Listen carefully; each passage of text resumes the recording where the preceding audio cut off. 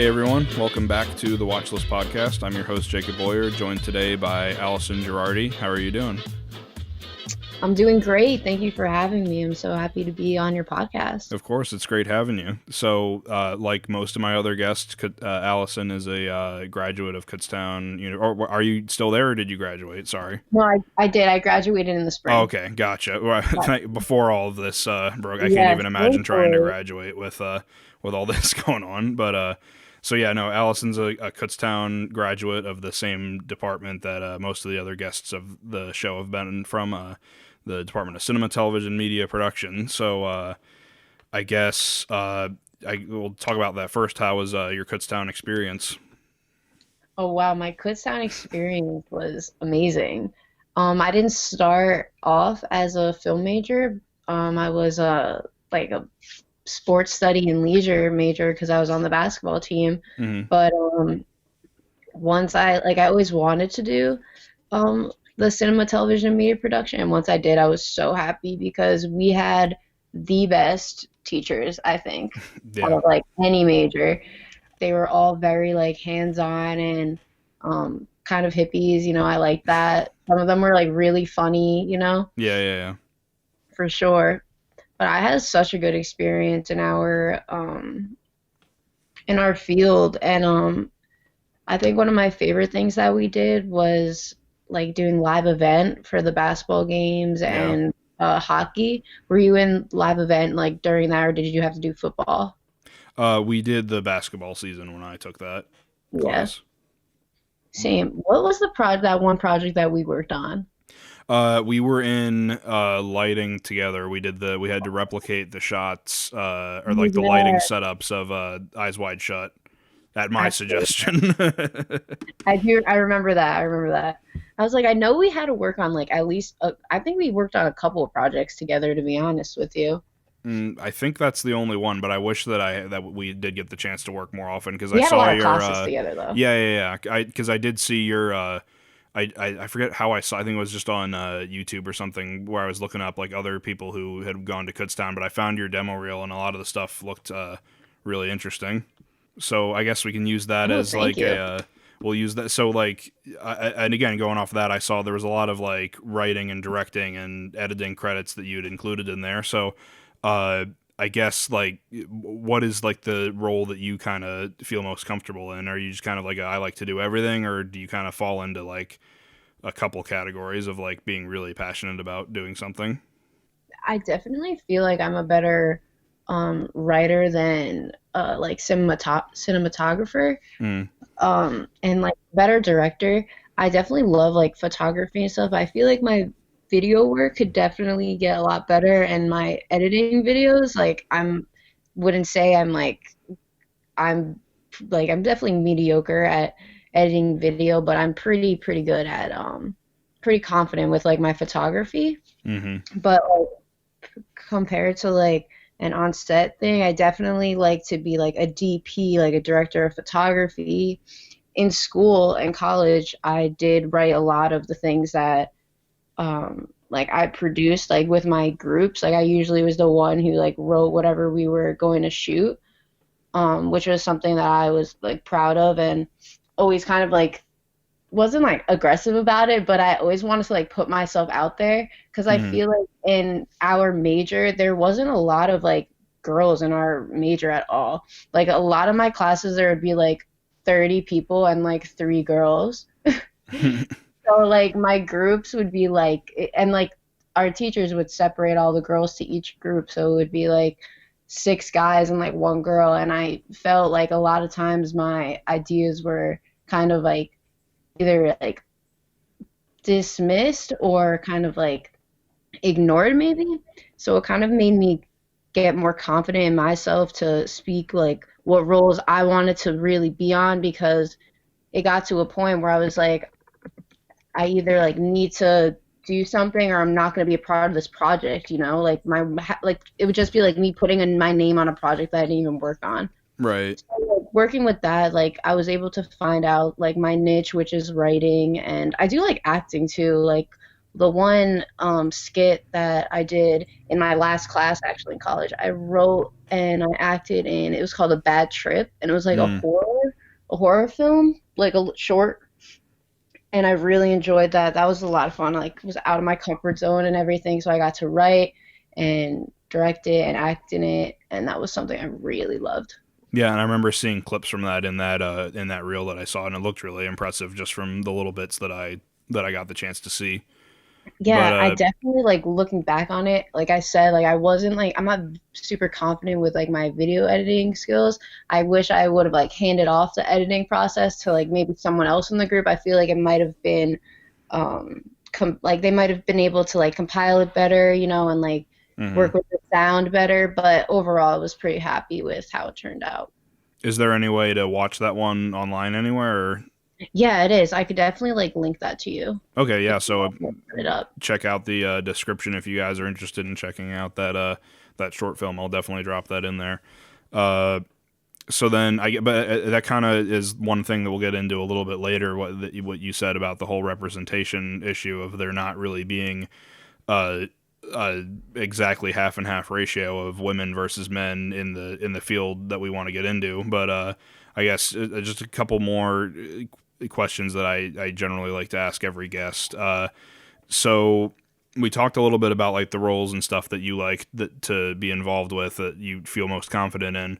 But one thing that I have always found with whenever I watch like an interview with a director or an editor or anyone like that, uh, I think that creative people inherently want to do creative things with their life, but whenever you listen to people who do movies or photography and all that, they talk about, oh well, I've always kind of wanted to do this, but there was one moment or there was one movie that I saw that like really pushed me over the edge and made me believe that I could go out and do what I wanted to do. So I was wondering, do you have a movie or like a moment where it all kind of fell into place for you?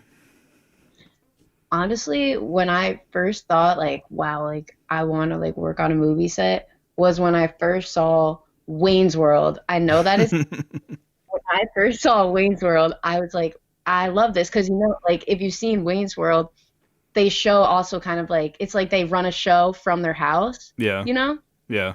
I was like, this is totally something like that I would want to do. Like I want to have my own show like with my friends. Like I want to be like a host or like, be like the person who's like 5, 4, 3, 2. Yeah, Like I yeah, just yeah. loved it and I thought it was so awesome. And did you know Wayne's World was actually like directed by a woman? No, I didn't know that. I didn't even know that. That's crazy. Yeah, I didn't know that for like the longest time. Yeah. And it's so weird that that was like one of the first movies that like I saw that I was like, wow, I could do this. Like I would love to do this. Hmm. Was it kind of like was it just a general like I want to be on a movie set period, or was it just kind of like I mean I really want to direct or I really want to be like the star? Like what was it like at I first? definitely always wanted to be the star. Like Hmm. Loki always wanted to like be in front of the camera and like be I don't know, be like an actress and like be really dramatic and like do all of that type of stuff. I loved like I know what also I loved in Wayne's World was like the performances, like with the Mm-hmm. girls and stuff. Like I always wanted to kind of be like in a video, like a music video or something like that. Gotcha. So Yeah. I want like I definitely like when I was younger, like I first started like, getting interested in movies, I wanted to be like an actress or like a famous actor, but as I got older, I was like, I could like write my own movie. Mm. And I started writing a lot. I wrote a lot when I've always loved to write, but writing is something that I definitely like have been into since I was younger and keep on doing it. Script writing, that was Mm. awesome. And it's one of those passions that it doesn't really cost anything to pursue. Like this whole like Or industry is kind of like, oh man, you gotta have the nicest camera, you gotta have a really good mics, you gotta be able to go out and find people who are willing to be in your projects and all that. But script writing is really kind of a thing where it's like you can just like tune everything out for 2 hours and pound out something that's been on your mind for a while. It's I find it's very even if you can't necessarily go out and make it right away, I find it's a very fun part of the process. Oh, for sure. That's my favorite thing. I loved in college. It's something like I miss now because I don't. do as much like script writing work as I used to because I don't have as many projects that are write your own script or anything. What I Mm-hmm. miss most is writing like with multiple people. I Yeah. loved that. That was like my favorite thing was like bouncing ideas off of each other and just kind of like letting the story go, like not really like having like a set plan of what it's gonna be, but kind of just letting everyone's idea flow into like a really like awesome story that comes together at the end. I love that. Mm. Yeah, no, it's definitely. I kind of wish like my whole college experience was very. I kind of took it the wrong way, if that makes any sense. When I first started out, I kind of looked at it as this whole like, I really want to be a director and I have to outshine everyone else because it's a competition with all these people. But one thing that I kind of realized too late was that the whole environment is super collaborative. I've said it before. It's like not everyone wants to be like the best director. Some people just really want to be a good like sound technician, or some people are just really good at writing, or some people just want to edit someone else's project. So it's the one thing that I would say that I wish that I had learned starting out at college is that to take advantage of that collaborative environment. Because I mean, like you said, it's not really. I mean, it's kind of you can like send stuff to your friends and be like, "Hey, what do you think of this?" But like even a lot of times, like you need someone who has been through this process or like is in this kind of line of work to like really be brutally honest with you about stuff. You know? Absolutely, because no matter what, like I don't know about your friends, but with my friends, when I would show them stuff that I wrote or anything, they'd be like, "This is awesome! Like you need to make a movie." And then I'll show like someone in class, and they're like, "Oh, like what about this and that?" And it's not like one opinion is like obviously one opinion makes you feel better than the other, but Mm-hmm. the opinion that makes you not feel good is the opinion that you need, because that Exactly. like makes you think and I definitely like understand what you mean, like when you went into the major and you're like, oh, I need to like be the best. Because our major, there are some people who, are like competitive about it. And I think it's in like everyone's nature in our major to be competitive because it's such a competitive, like line of work, Yeah. um, to work on a big set with like over 50 people and to be the director and like the one that everyone answers to, that's like a big thing. But Mm-hmm. I think that's awesome that you kind of like humbled yourself and brought yourself back down to earth, you know? Yeah. I think that's definitely a necessary part of the process is to just recognize, okay, we're all here to help each other, and Hmm. it's gonna it's better to have more friends than not because they can help offer you connections down the road. You're not always going to fall into doing exactly what you want all the time, and I guess just having that network is a really good thing. Oh, for sure. Like, and having somebody just be like, hey, I wrote this. Can you act in it real quick? And like having someone in the major who is your friend, they get it, like they understand like what went into that. And it's kind of not like a joke. Whereas like if you grab like someone else, Yeah, from yeah, the major to act in something, they don't really understand the time and everything that went into it. They're not as serious about it or anything. But you're right. You're totally right. In our major, like you need to be connected with everybody because everything's a group project, yeah. and that's Hmm. kind of what our industry, like the industry, is like. And honestly, any line of work, unless you really are like an independent freelancer and you do everything by yourself, which is I give anybody credit for if they do that, but I don't know any movie or anything that is a one person show, Exactly. Yeah. Yeah, so like I think it's awesome that we're in that type of environment and industry where it's all teamwork. Of course, it's important to have leadership skills, but people are kind of like you're in your job, like you're the leader of that job, like lighting, like if you're setting up, like you got to make sure you set up, correctly on time. If you're breaking down, like you make sure you wrap those wires right, like even Hmm. simple stuff down to that. Yeah. Yeah. It is definitely a very collaborative environment, and I mean it's like it is a little bit like it helps to be good at a little bit of everything, but it's like you said, like no great movie was ever made by someone doing everything all the time. I mean, like, you kind of have to open yourself up to collaboration. And I mean, like, and not that's not to say there aren't movies out there where uh, one person doing a lot of jobs is 100% detrimental to the end product. I mean, like Shane Carruth is a guy who he writes, directs, edits. He oftentimes stars in his stuff. He writes the music. I think there's a rumor going around he does the craft services too. But like, Wow. I think he's a very big exception to the rule. You need to have that big network of people, and it's always helpful to have people that you can rely on, especially in a field like this. For sure. And like having connections in this field is everything, I Hmm. think. Yeah. Um, and it's hard, it's tough. Hmm. So then I guess the final general question I have that I always ask everybody, since we are a movie centric podcast, is what is your favorite movie or movies in general? Like it So, doesn't have to be okay. one. Okay, good. Because I know I have like a top five. Can I give you a top five? Sure. Yeah. All right. So I'm gonna just say one. This is in no order. Okay, Okay. so Goodfellas. Hmm. Love Goodfellas by Scorsese. Hmm. Ferris Bueller's Day Off. That's a great comedy. Hmm. Um, I'll say like a newer movie too. Two newer movies, both starring Leonardo DiCaprio. Wolf of Wall Street. Hmm. Loved that. Like watched it so many times, even though it's a 3-hour movie. Yeah. Um, The Great Gatsby. Okay. Um, I love that movie. That's like my favorite. I think that also has to do because that's my favorite book. Hmm. Um, and also seeing Leonardo DiCaprio, and that's nice too. Um, He's very much someone who like it really easily fits that role. oh my gosh, totally, totally. And even the Wolf though, Margot Robbie, like she's like I love her, even though Leonardo DiCaprio's in that too. But Hmm. Margot Robbie, that's like everything. Yeah. That Anything that was, she's in, she like instantly elevates it, I find. oh my gosh, seriously, she's like a force of a woman. I love her. Hmm. And I'm gonna say Tommy Boy. Oh, that's a good one. I Yeah, like that one a lot. that's definitely one of my favorites.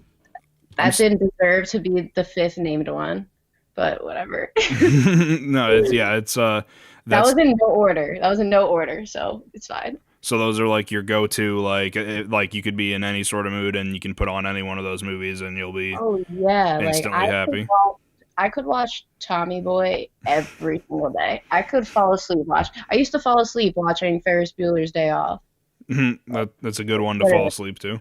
yeah, I, I still am, but I love like when there's just random like song in music. Like I don't like I obviously like I love like Grease and Hairspray, both of those. yeah. Grease was a big movie, is a big movie for me too. I love Grease. Hmm. Um, but yeah, I just love like kind of mixing like that theatrical presence in the movie. It's like out of nowhere. Sometimes it doesn't work with the movies. Sometimes, it Yeah. ruins it. Um, but I love it.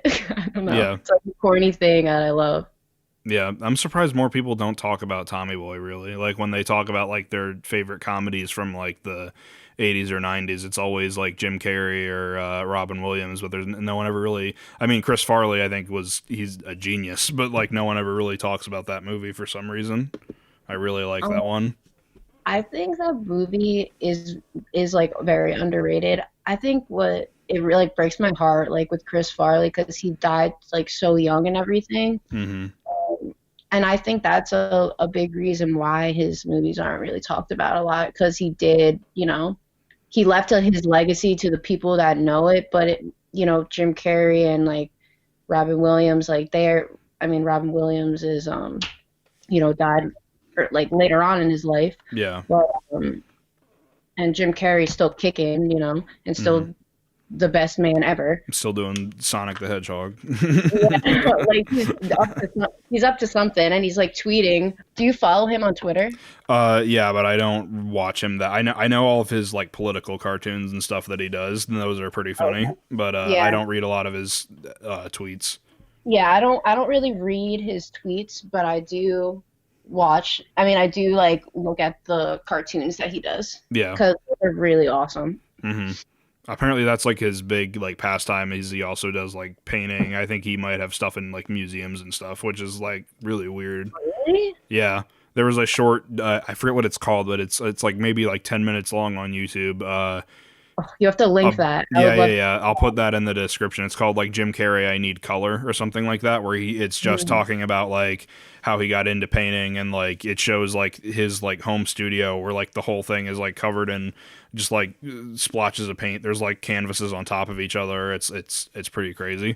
It's a lot of him talking Wow. like, are you familiar with that documentary? It was on Netflix. Where he was talking about the Man on the Moon, the one comedy he did where he says that he like blacked out, and it was like a biopic about this like famous comedian, and he said that like Oh, throughout Andy Andy Kaufman, Warhol? yeah, Andy Kaufman. Yes, I love that. I love that. the movie That or the says a lot about documentary. him. What'd you say? The Are you talking about the Man on the Moon or the documentary that was The on? documentary with Jim Okay, Carrey. The yeah, documentary with Jim Carrey. Yeah, I watched that. I loved it, and it made mm-hmm. me like learn so much about Jim Carrey. I feel like if I could spend time with any actor, all right, besides Steve Carell, that's different. That's a whole different story. Actually, no, Jim Carrey definitely above Steve Carell. I'm just gonna put that into the universe. But I would Okay, love to sit down with Jim Carrey. And after seeing that Andy Kaufman, that mm-hmm. was insane. But Yeah. he's like that. That's why he's so good, you know? Like he really gets into his role. Mm-hmm. Yeah, but Uh, like what I was gonna say was the painting thing is a lot of like that same kind of philosophy where he talks about like the universe and like the our greater like scheme in it and like the philosophy of yeah, like life and being it's pretty interesting. I thought I'll definitely put that in the please link it to me. yeah, I'll send it to you when we're done. But yeah, that's I think it's like 10 minutes. So anyone who's watching this interested in Jim Carrey, you have no excuse not to go watch it. It's right there on YouTube. But yeah, speaking of interesting projects, Women of Mystery, I that was just randomly recommended to me by Instagram. It's like, oh, you should check out this page, and then and it said that a couple Kutztown people followed it, so I checked it out, and I was like, oh man, this is some really impressive photography. And then I saw that you were running it, and so I mean, yeah, just tell us a little bit about Women of Mystery, how you started all that. Okay, so I started Women of Mystery because I wanted to create a platform that had a more like one had like a more defined target audience for like the content in it, and I also wanted to create a platform where women creatives could share their work, collaborate with me. We could learn from each other, and just kind of like we were talking about earlier, like how important connections are. Mm-hmm. Just basically create connections with models and influencers and other. I've been working with other photographers too. Hmm. I mean, not recently since this pandemic, but Right, right. I've been working with like aspiring photographers. I've been helping people out. Your podcast has reached out to me. A couple others have reached out to me also. Hmm. But I've really just created it to the ultimate goal is to like have a great amount of following and use the platform to promote female artists. That's the end goal. Hmm. Um, so, but also, you know, obviously I support, like, just because I have a woman of mystery doesn't mean I want to like put that out there. Doesn't mean I don't support, you know, men of mystery, or, like men who are in the industry and anything like that. You know, I just wanted to like, I'm a woman in the industry. There's a lot of like female models who are uncomfortable working with some male photographers, like, you know, if they want to do something. Right. Um, and I love to help people with that, and I love to make women look and feel beautiful, you know? Yeah, and I definitely say that you did a great job of it because every single time I see one of the posts, I'm like, oh wow, that's some really amazing work. Thank you so much. I really appreciate that. Like Of course, that means so much to me. of course, yeah. And I mean, I think the fact that you had so many followers, and how long ago since, well, bleh, that was bad English. How long ago did you start up the account? Because it's gotten a pretty decent amount of followers, I'd say.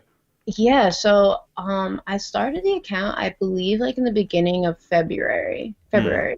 So it's been about 2 months, less than 2 months, because it's only like halfway through April. Yeah, And I have a little bit of over 100 followers. I'm almost at 200, I think. I'm at like 167. close to Um, it. Yeah. yeah, close to it.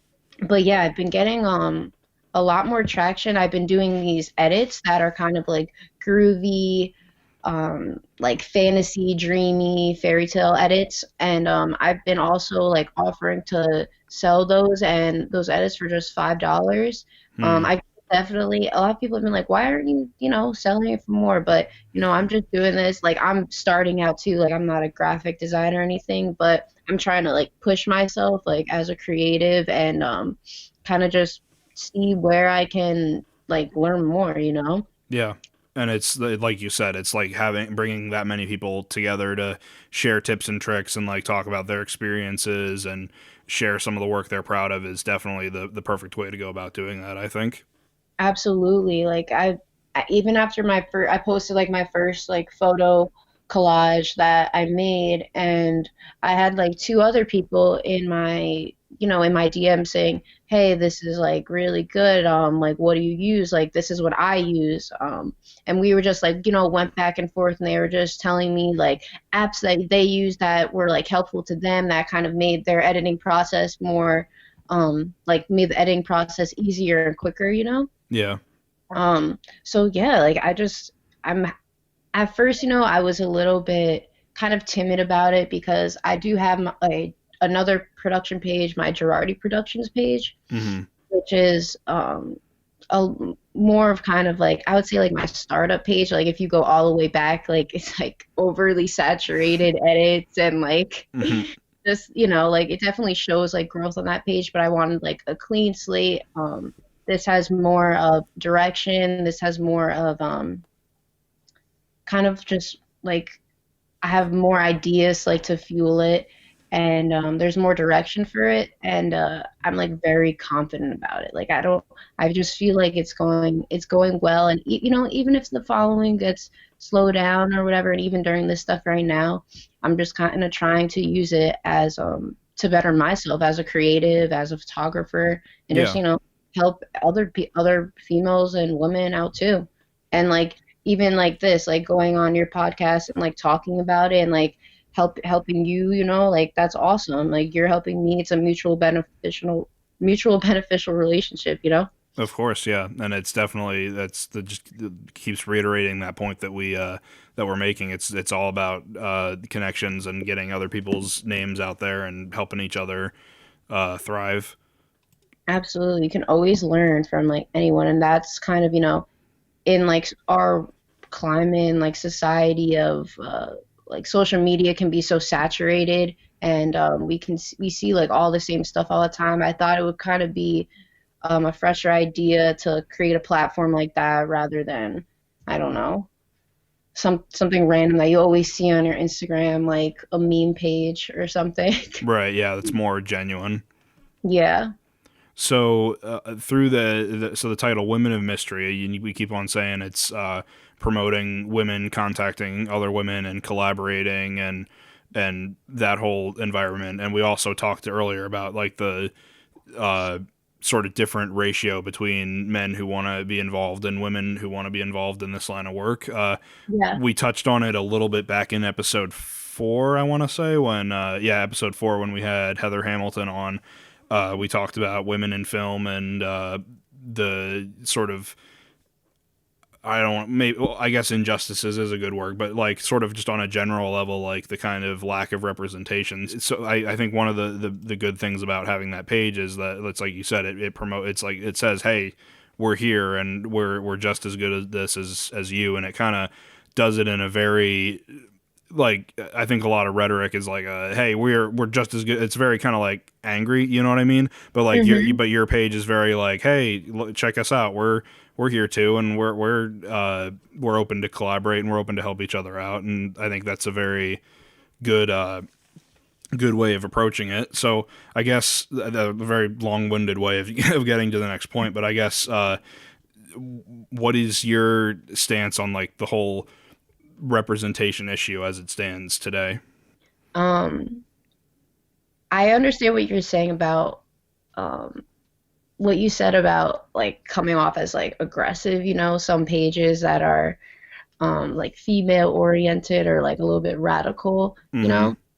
And it's definitely like that on both sides, I find. I think the unfortunate thing is that the more loud, angry people are the people who generally get the spotlight. That you see all Yeah, the time people, but you see like people all the time being like, "Oh man, women aren't as good as men," and then the women being like, "No, we're just as good as you." Like, but then it completely ignores the moments like this where it's like, hey, we're here and we're not here to exclude anyone. We're here to just show you we're capable. We're like, absolutely. yeah. Exactly what you're saying is inclusion. I think that is something that I'm really like striving for, you know. I Mm-hmm. feel like just being a female photographer, I myself, the only type of, I guess, sexist, like discriminatory thing that I've experienced, being like a female in our industry was only really in school, which is kind of sucks to say, but uh in school I felt like just because there was like so many, and maybe also, you know, this is just my first year out of college. I don't have necessarily on set in experience, so I don't know firsthand like what another female's experience is on set or anything like that. But just, you know, through research, through what I've heard and everything like that, you know, it's hard to, you know, break that glass ceiling to become a female director. Mm-hmm. And I think it sucks, but I think, you know, I like there's a lot of like uncertainties with like, oh, women in film and men in film and like the disconnect. But I think that especially in our times, like we've come a long way. If you go to the website Women in Film, that's an awesome resource. There's a lot to learn about on there. Um, but I don't think approaching this situation with like hatred for men and like ignorance and stuff like that is helpful. I think, you know, just doing what you can do to promote yourself, promote what you think is creative and put it out in the world, like it's gonna come back to you 10 times over if you do it with like a pure heart, pure intentions. It doesn't matter if you're, you know, a woman or a male or anything like that. That was like the most calm way I could put it, I Yeah, think. and I definitely agree 100%. It's a lot. It's finding that sort of like like you said, whatever you put out is gonna come back to you. So that's I think a very good way of summing Yeah, that like up. I didn't, and I feel like sometimes there's a misconception about the Woman of Mystery page because it is like it's female made, it's female collaborating. I shoot like the content is of females, you know. I Mm-hmm. work with female models, um, but in no way, shape, or form am I trying to, you know, separate like the male from female. All I'm trying to do is create a platform that is only, you know, not Yeah. only, but, you know, is mimicking women's work. Because, you know, there's a lot of most like film pages and stuff like that. A lot of the content on that is mostly, you know, made by a man, you know, Mm-hmm. or features work made for men.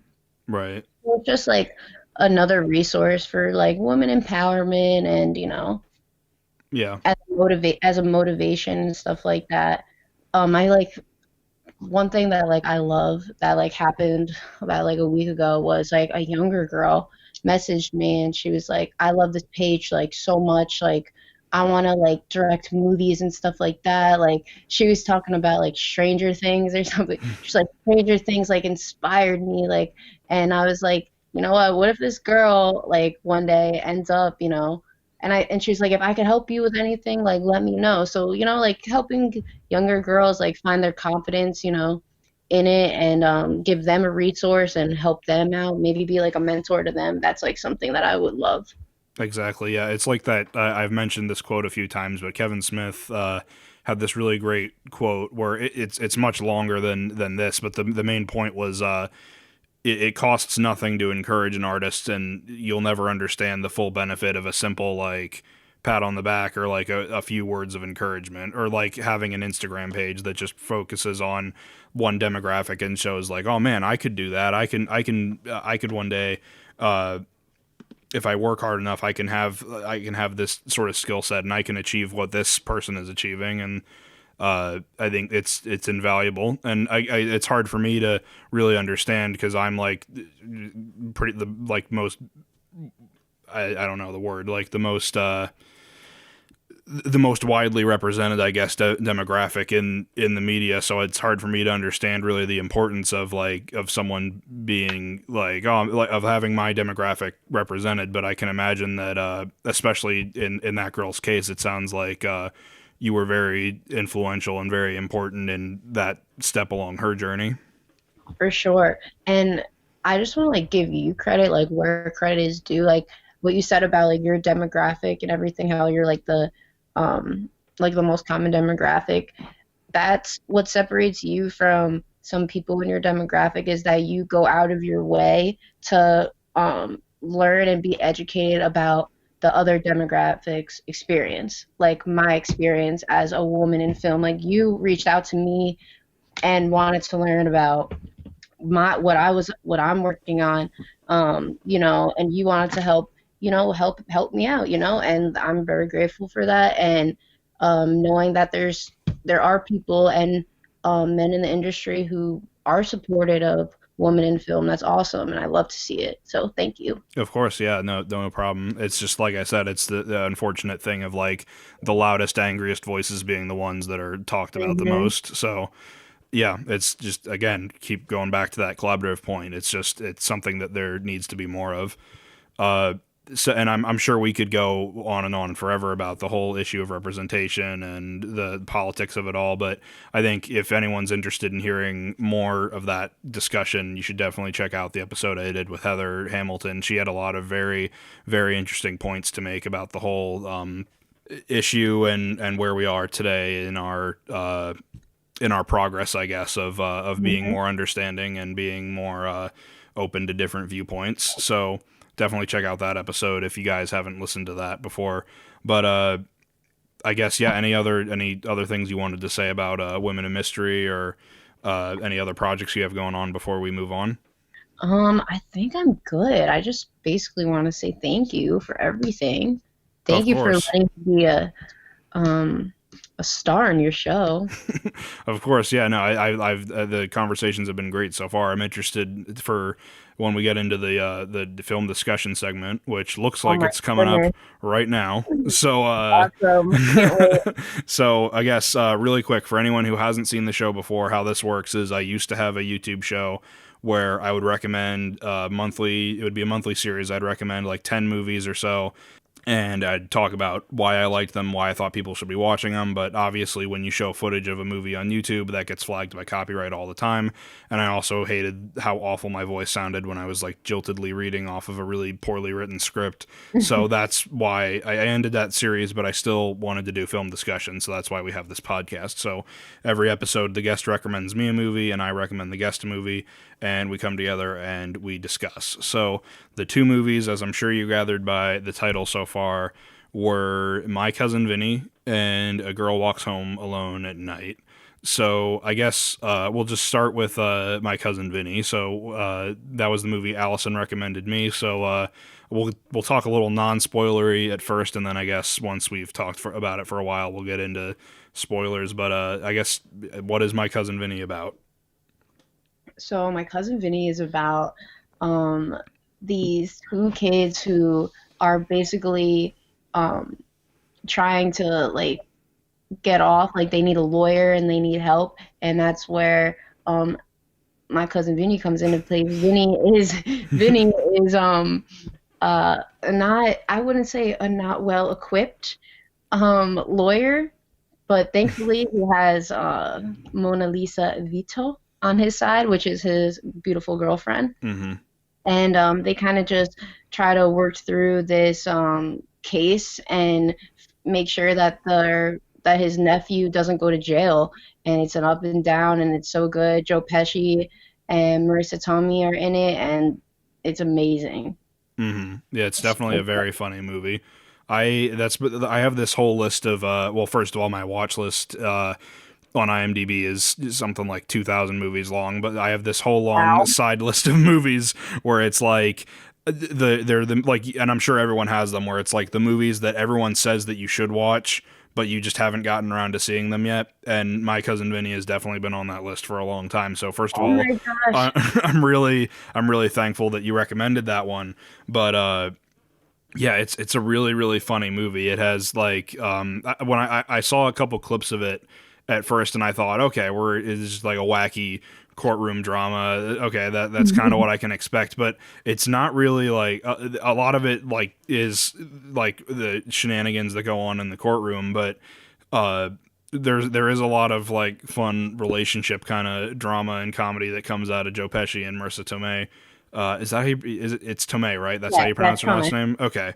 Yeah, so there is a lot of really great comedy that comes out of them. There's a lot of really good the one thing they kind of do like the who's on first gimmick with like the misunderstanding what's going on situation, like especially early on where you got Ralph Macchio confessing to the to shoplifting tuna, and the police thinks he's talking about this murder investigation, or when Joe Pesci shows up in the prison and he's talking about like he's like, look, you should be grateful it's you getting fucked, not me. Like or it's just it's such a it's a really really funny movie.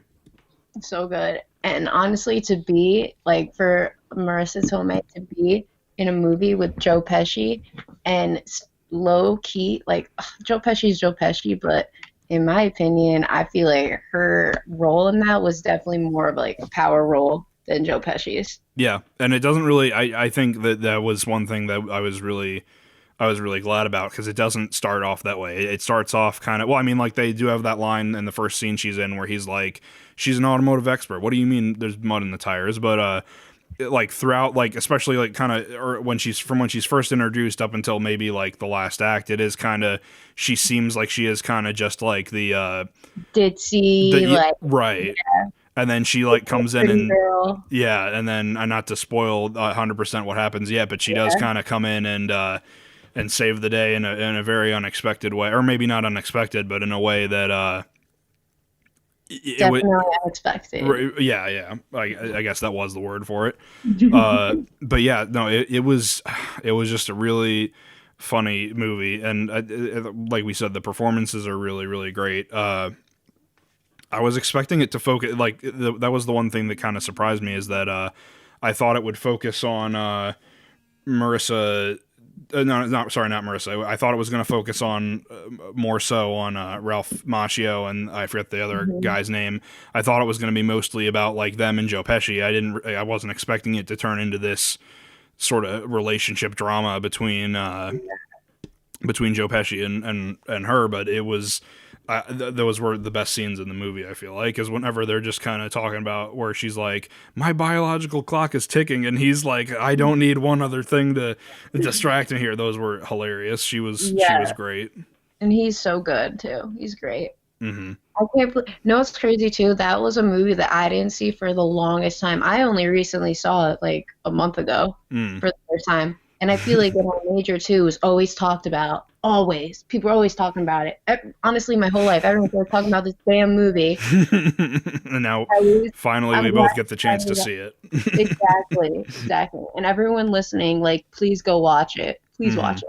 Definitely, yeah. If you guys, Classic. I always tease how you can watch the movies on my Instagram story and in the description for the video. So definitely, if you haven't seen My Cousin Vinny yet, you should pause this and use any one of those links to go and watch it. I think I rented it for I want to say maybe like $3 or $4 on Amazon Prime. I think it's about that same price on most other platforms. I don't know if it's on Netflix or Hulu or anything like that, but it is really easy to find, so you don't really have an excuse not to go watch it for yourself.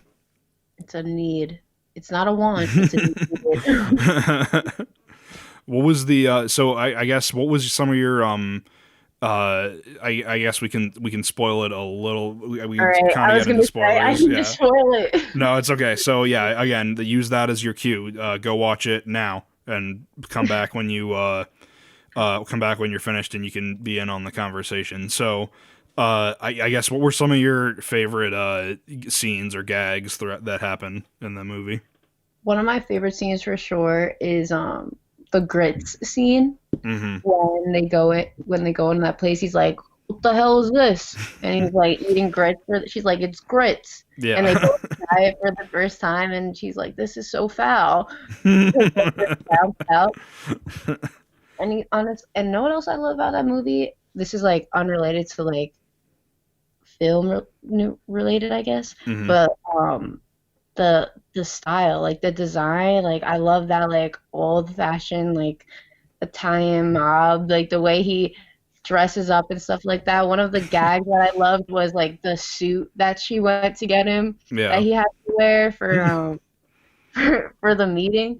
I actually was gonna try to like use this suit, this like what is it, like a pantsuit top that I had, and I Hmm. wanted to like kind of like paint that white and black design that Mona Lisa Vito wore on the stand. Mm. Which, spoiler alert, here it comes. She she basically saves the day because she like knows the time that like the tire was like I don't even know. What is she? I should read the whole entire thing. Yeah, no, that Should because I read it? yeah, sure, if you want. It was, yeah, but it's like it just like goes back to what we had said, where it's like you had said it best, where she starts off as this very like ditzy, you don't think there's like she's just there to be comic relief, but then she like drops science on the on the whole Literally, the she dropped jury and everyone. facts. She dropped some facts. It's a jaw-dropping performance. Yeah. Wait. It's something about like the way the car was built, because she's like used to be like working her like dad's like auto shop or whatever, so she knows like everything there is to know about cars, literally like dropping like model numbers and like the year like a specific part was made and like all sorts of crazy. It's really funny. Okay, I got it.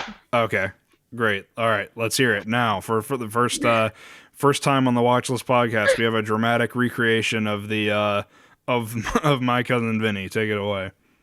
Chevy didn't make a 320. I can't do it. I can't. Okay. I'm not. Well, hold on. Are there other are, are there other No.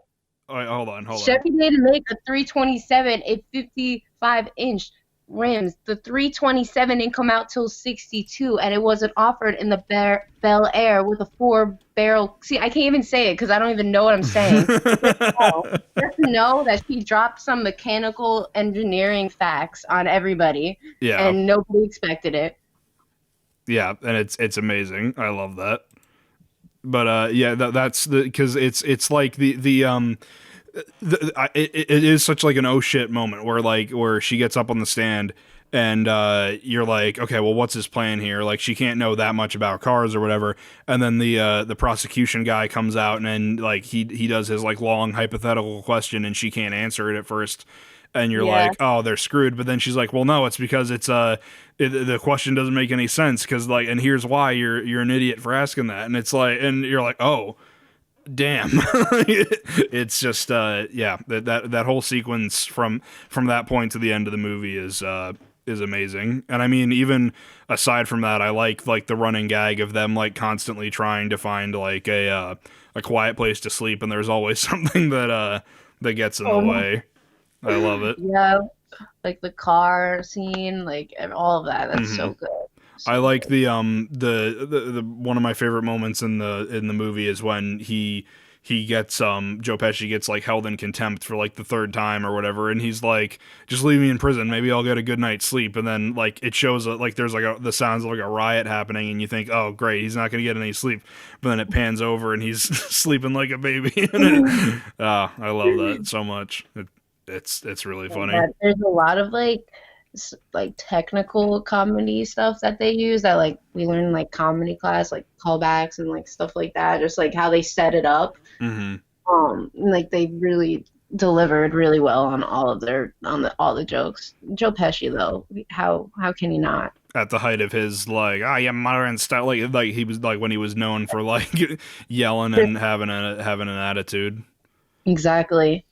which He actually made millions off of just being like ignorant. Oh, exactly. Joe Pesci and Marissa Tomei, check them out. Couple goals. And I They love really are. I love like the recurring thing of like them like trying to like figure out their wedding or whatever, and he's like, when I win my first case, then we'll go off and get married. And then he wins his first case, and he's like, yeah, but I didn't do it by myself, so it doesn't really count. And it's like, it's just and like we end on them like driving off and yelling at each other. It's just it's a great way to end the movie. I like how like the movie starts with like being about, oh man, how are these two kids gonna get out of trouble? But then it turns into like, oh man, aren't these two people cute? Like, Yeah, it's like a low key love story. You don't really see it coming though, at all. And I love how like they have that fight and then they make amends on the witness stand too. That was really good. Because like that's like her whole act is like she's like this petty girl, you know, petty woman. Yeah, her performance is really funny. And then yeah, I don't know what else to say. It's just a really really funny, enjoyable movie. A lot of good, well written. Like you said, there's like a lot of classic comedy techniques where it's like you have the misdirection or like the callback and all that. There's a lot of moments like that. There's some visual humor that's really great. I think my favorite scene overall, just because of how stupid it is he's in the when they're talking about going deer hunting. I really like where he's like, I'm gonna get the files from him. I'll finesse some information out of him, and and you're like, oh man, what's he gonna do? And then they're in the car, and he's like, hey, can I take a look at your files? And you're like, oh, he just fucked up. And then the guy was like, oh no, yeah, sure, I'll fax them over to you. And like, it's such a short like throwaway joke, but I love that moment so much because it's just like this like tense build up where you're like, oh man, what shenanigans is gonna come out of this? And it just resolves itself like that. It's just too funny. It's so intense for no reason. Yeah. Oh man, but yeah, no. So definitely check out My Cousin Vinny, if only for seeing a good comedic relationship drama with a court case thrown in. Yeah, it is random. It's very random. I'll give it that. Mm-hmm.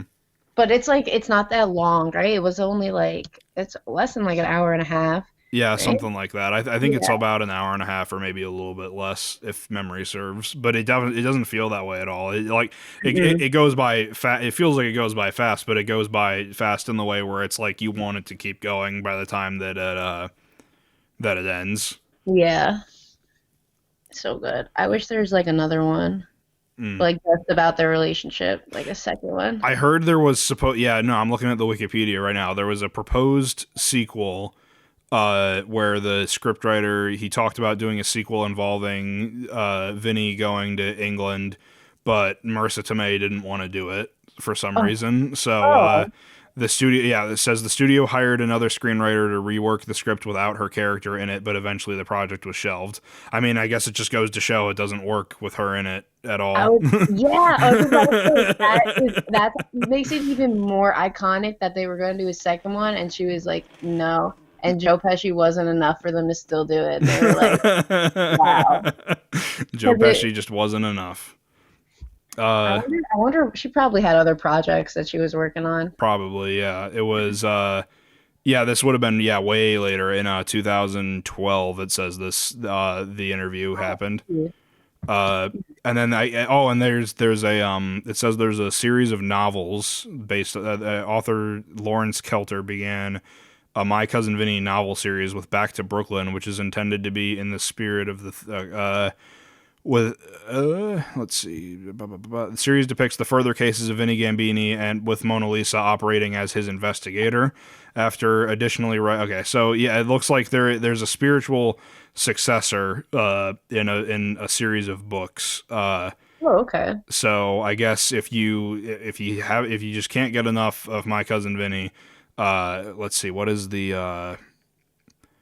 okay, so I guess the book is called Back to Brooklyn. I feel like I've heard of that, to be honest. Huh. Yeah, I this is the first time I'm hearing about it. Yeah, Back to Brooklyn, and then there's another, I guess there's two of them where it's Back to Brooklyn, and then there's one coming out soon called Wing and a Prayer, but okay, so then there's additional reading material if you just cannot get enough My Cousin Vinny. check out either of those books. And then moving on to the movie I recommended Allison. We were in the spirit we were talking about powerful women in film. I recommended her A Girl Walks Home Alone at Night, which is directed by I don't want to butcher her last name, Anna Lily Amirpour. Yeah, and before you got it. Oh, that's right. Mhm. Okay, cool. So yeah, no, she is a Iranian American, Iranian American director. This was her feature film debut. She's done a couple things since then. Famously, I think probably the most famous thing that she's done is The Bad Batch, which I haven't seen yet. And then she has two upcoming projects, but this was the her first feature film that really put her on the map, and I think it's a very, very good breakout feature film. Not a lot. It's like a very interesting horror movie, I think. Like in a setting and some subject matter Okay. that you don't really get to see that often. It was so good. I'm so happy you recommended that to me, and I don't know how I never heard of it before, honestly. Yeah, Holy it's shit. it's a shame because I don't how did you see it on Netflix or did you have to go through another platform? I rented it off YouTube for Okay. like $3, but it was worth it. It was so worth it. Yeah, because I remember seeing it on Netflix, but then when I checked, I was like, oh damn, it's not because like let's be real, like people will see movies on all sorts of platforms, but I think a lot of the litmus test or whatever for if someone's gonna watch something or not is it on Netflix? Can you queue it up Yeah. easily on Netflix? So it's a shame that it's not that readily accessible anymore, but if you definitely should check it out if you haven't seen it yet. I guess to summarize the plot, it's kind of about this young dude who's like in his mid 20s or so, and he's just kind of working to get by, save money, live his life. He has a drug addicted father he takes care of, and who sort of like brings him down a little bit. And then, sort of out of nowhere, this nameless woman appears.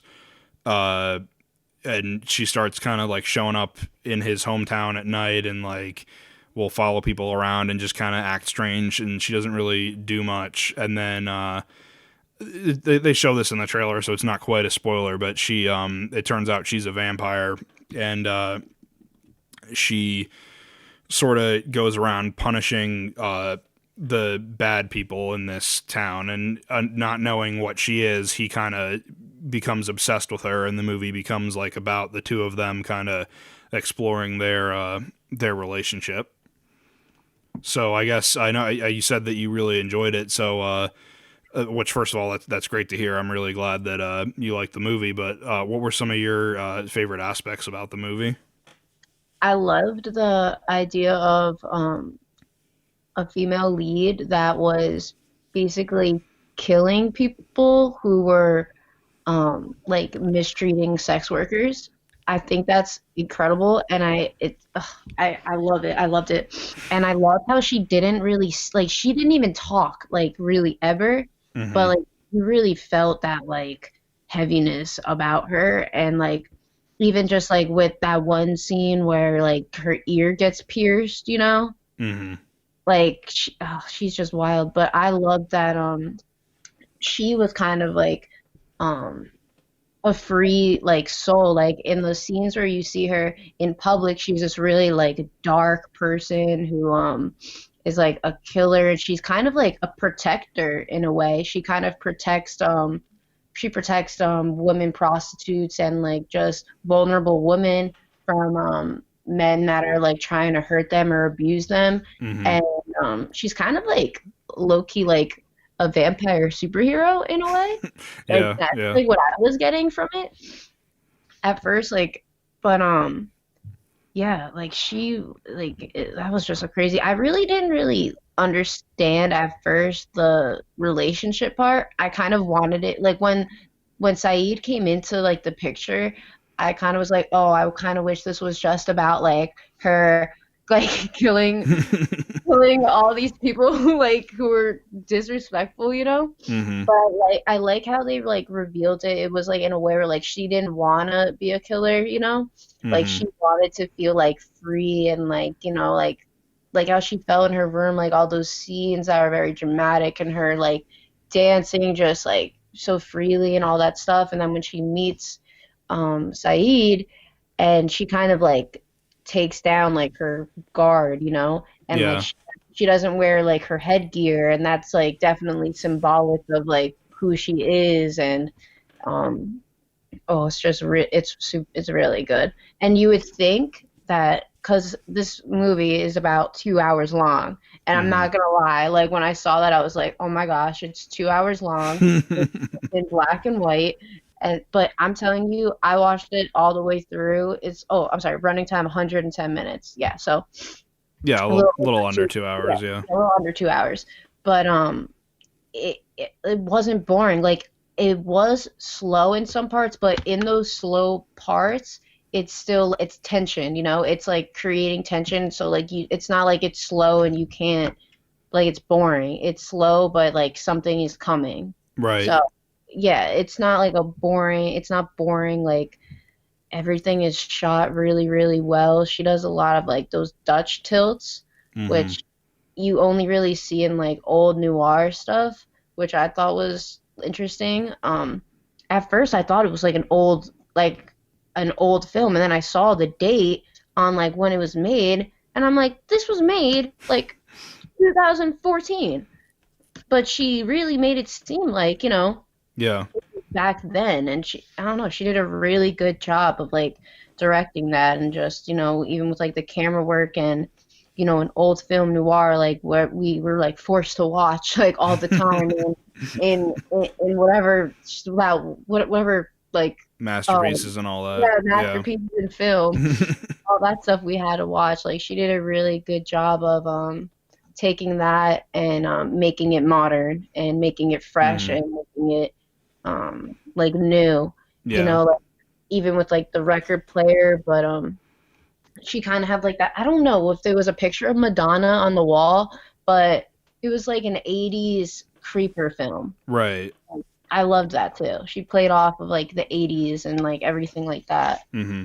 It's a lot of different, and I guess that like that could even be something as simple as like maybe that's like cause they don't really say ever when the movie is set. Like I think there's a lot of people in the movie whenever you see like a cell phone, it's like a flip phone, so it might be like a little bit old, but I Yeah. I think that like maybe one thing that could be implying is that because you said that she doesn't really want to be this like killer or like this dangerous force or whatever.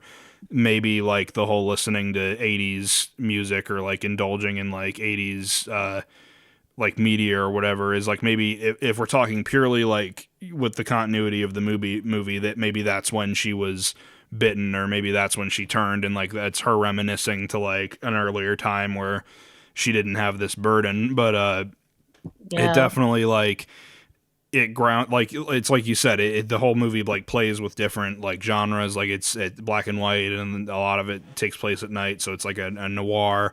The one thing that the director had said was that she described it as the first Iranian American vampire western, which Oh there my there's a lot of word. there's a lot of western elements. There's like a lot of, I mean, like it takes place in like a very kind of dusty, Yeah. deserted, rundown town, but there's a True. lot of like musical cues that like sound like they could fit in like an old western.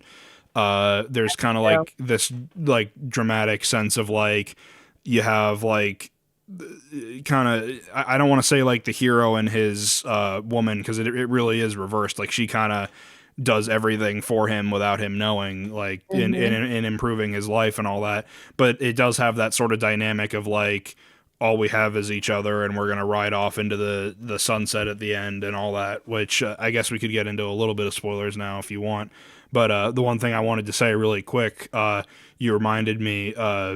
It was, this is purely like anyone who listening to this who didn't go to Kutztown. This doesn't mean anything. But did you had Johnston for masterpieces, or did someone Yes. else teach that class?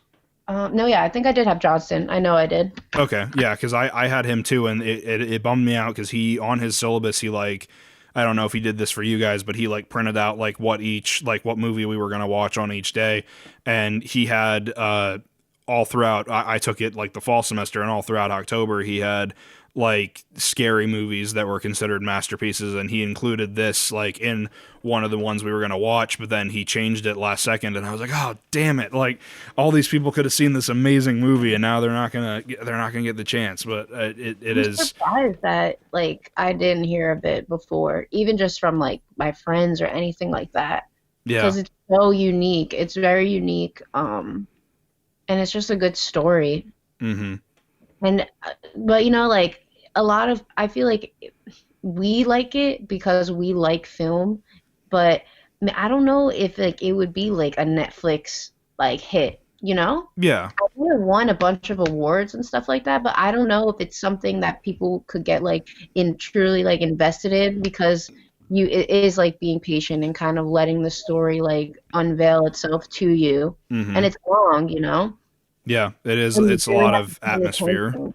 And Yeah. yeah, it's a lot of atmosphere. Like the music is like the dialogue a lot of the times. You Mm-hmm. know, there isn't that much dialogue, you know. Mm-hmm. The music though, the use of music in that was so awesome, so good, so Yeah. clean. I really like the one scene. We can kind of get into spoilers here a little bit, but after the costume party where uh the main guy Arash is that how you pronounce it? I'm terrible with all these names. I guess it is, yeah, Arash or Right, whatever, it is. Yeah, he's like he coming off of ecstasy or whatever, and he's trying to find his way home, and that's when he bumps into the girl. And like every single time we've seen her up until now, it's been like she bumps into somebody, and if it's like a bad person or whatever, she kills them. Or in the case of that little boy where he's like walking home, and she's like, are you a good boy or a bad boy? And he like won't admit that he kind of does like bad things, and she's like, I'm gonna be watching you your whole life. You better grow up to be a good boy. Like the point being, every single encounter we have with her up until that point is like she's kind of this intimidating force, and there's not really any inkling of like humanity. But then when she meets Arash and like they're talking, she kind of takes him home, and like you see restraint, which is like kind of throws you off at first, but then you realize it's like you had said, like with through the listening to music and her kind of like being in her element, you realize that this isn't necessarily something that she wants. It's something that she's like stuck with, and this guy sort of becomes her, not really like her savior, but like her it's like escape from that life. like a muse or something. Yeah, yeah, yeah. And it is very. I like that to tie it to what you were saying. Like the way they incorporate music in that scene, I thought was really really good. And also like any scene that she has where she's just kind of like staring someone down at night, it's just like you said, it's so tense, and like they kind of have like this droning uh like sort of underscore throughout all of those scenes. There's not really a lot of like in your face stings that you'd normally associate with like a horror movie. For sure. And like all of, like the kills and everything are like quick and just fast. Mm-hmm. It's very unexpected and it's always like her victim is doesn't expect it and her victim's always like really calm. Yeah. Except for the little boy, but she didn't do anything to him. That part too was like jaw dropping to me. I was like, "Oh, so you're wild." Yeah, this is how you get them. You scare them while they're young, and then Yeah, they don't turn into women abusers. yeah. I was like, "This is smart." Wow, taking notes. But yeah, no, it's just a really great they a lot of people describe it as a horror movie, and it definitely does have horror elements. But it's like you said, I think it definitely falls more into like kind of like a noir sort of character study for her, even though like you said, she doesn't really say a lot unless she's like talking with Arash or Mhm.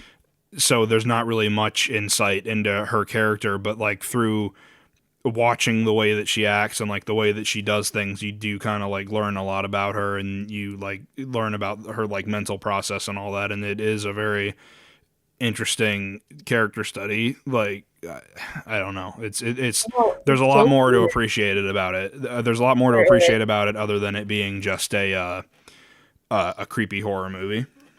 And like it's so odd, and like this is like weird. I guess it's kind of weird to say, but I like she directed it so well and like created that character to the point that made it like almost relatable because like at one point what like the parts where she like is dancing in her room and stuff like that, like I was like, wow, like this is like me, like this is me, like like and like that him taking ecstasy and her like doing like that the dancing and stuff like that was like her ecstasy.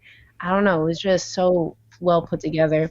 But Hmm. we really like find out who she is like in her room. Like her room was a very big like element in the movie, I feel. Yeah. And And also the cat. Are we gonna not talk about the cat? yeah, the cat was. I kept on when they have it in the very first shot, and I was worried like, oh, something bad's gonna happen to that cat by the end of Wait, this what was movie. it in the first shot? Because I definitely missed that. I think so. I think the opening shot is he just walks into frame carrying the cat. I don't remember where he Oh gets it no, I do from. remember. He like steals it from like the Oh, fence. yeah, He yeah, steals yeah, it from the fence. Yeah. yeah.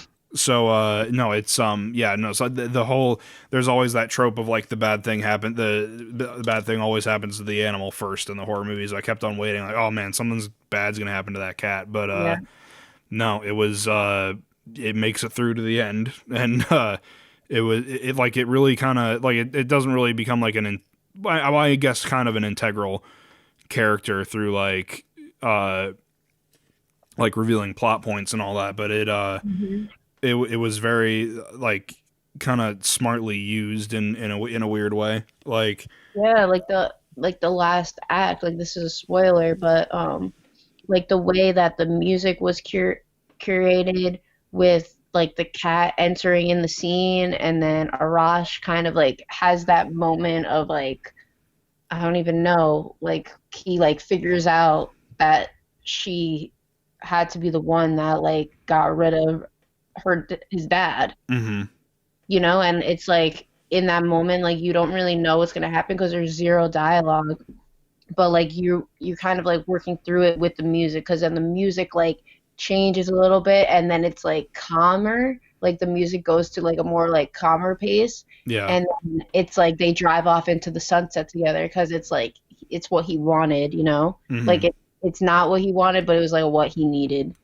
Exactly. Yeah. And the one thing that's like you said, he figures out that that like that she had to have been involved in what happened to his dad, which uh it is interesting because like he doesn't know in just the cat being there, he doesn't know for sure that like she's necessarily the one who did it. Maybe he's just thinking, oh, she knows something or she was involved in some way, but Hmm. he still doesn't know like you're a vampire. He just knows, Yeah. oh, you did something wrong. And if I'm like thinking from his perspective, I'm thinking like, wait, you were also coming out of the place where that drug dealer's place. So, and I saw him dead. So you must have something to do with that. But like, he still doesn't really like know what's going on Yeah. by the end. And I liked that where it's like, he's, it's like, it's a very specific scenario, but it's a very like, relatable kind of situation where it's like I don't know if this is necessary, like you I just said, I don't know that this is necessarily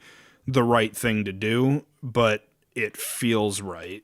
So I'm gonna go ahead and do it, and that's kind of like the note that we end on is like him being uneasy about her and her being like I don't know if he can really accept what I am, but they both kind of have that mutual agreement of like we both need this and we both kind of need each other, so let's be with each Yeah, other for now. for sure. And then they just take their trip and they go like they kind of like leave all like they had to leave that all behind kind of. That's what Hmm. I got from it, at Yeah, least. Yeah. I kind of took from it at first that he was just kind of saying we need to get out of here purely because he's like, oh, my dad's dead, I could be next or whatever, but like Yeah. but like upon seeing it again, I kind of think of it as more of like a there's nothing here for me anymore. You're the only Mhm. tie that I really have to this area, and I get the sense that you kind of want to get out, so let's go away together. And yeah, it's a very it just goes with like the whole thing that the director had said about it being a Western. It's just a very like, let's leave this place behind. All we need is each other, but kind of Yeah. like in a more unique, sad kind of way.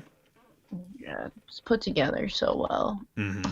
Love it. It's I fantastic. definitely like. I was trying to like find more stuff by her after that. Yeah. She, looking at her Wikipedia, it looks like she's done, like I said, this is her first movie. She did The Bad Batch in 2016, which I think was more well known because I haven't seen that movie, but the title definitely sounds familiar. Looks like that had Jason Momoa. Oh, then to tie all the way back, we have Jason Momoa, Keanu Reeves, and Jim Carrey were all in it. So that has to be interesting. What else has she done? It looks like she did some TV work for the new Twilight Zone, Castle Rock, and Legion, and Breakthrough. I don't know what Breakthrough is, but it looks like I'm happy that she's like. I guess I'm late to this party because she's been doing so much stuff. Holy crap! yeah, no, it looks like yeah, she's been definitely keeping busy. But I haven't seen The Bad Batch, but I'd definitely like to check that out. I'm actually no, I do remember seeing clips of that now that I think about it because I remember Jim Carrey. He plays like a weird like live in the desert hermit guy who never talks, which is like such a strange thing for Jim Carrey to do, like for Jim Carrey to just not talk in a movie. But it was, oh man, but yeah, no. So let's see if I can remember her last name, Anna Lily Amarpour. Yeah, definitely keep an eye out for her. Looks like she's been doing some amazing work, and I'm definitely eager to see what she puts out next. Me too, for sure.